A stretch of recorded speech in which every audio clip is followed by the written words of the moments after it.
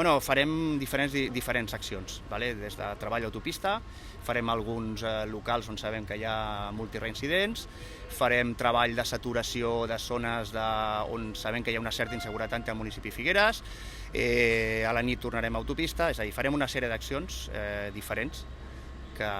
seran per això, per lluitar contra la multireincidència.